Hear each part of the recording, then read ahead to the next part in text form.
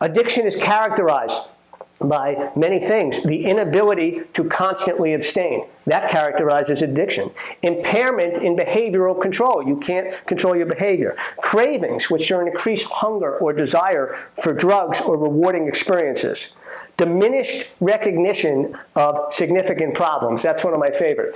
If you're an addict, clearly you know that. And if you know an addict, clearly you know that. There's significant problems, and they're like sitting there like there's nothing wrong. Oh, it's no big deal. Yeah, it's a big deal. You're ruining your life. You're ruining our lives. We think it's a big deal.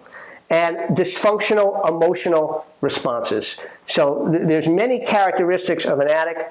Certainly we see these dysfunctional emotional responses played out time after time in the addict's life in the way he treats people, manipulates people, uses people, casts them aside, and in his own response to his own life and his own circumstances. Denial, one of them, is denying that he's an addict.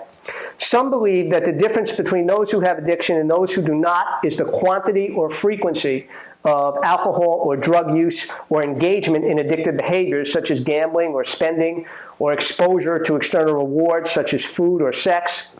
But the characteristic aspect of addiction is always the qualitative way in which the individual responds. It never has anything to do about the quantity. I talked about that in my own story. Many addicts who use many different drugs, many different quantities, guys who gambled $10 and guys who gambled $100,000. The net effect wasn't how many times they gambled or how much they gambled or how many drugs they used or how often. The net effect was they were addicted to this behavior, and it was an obsession in their life to act out by engaging in these addictive behaviors.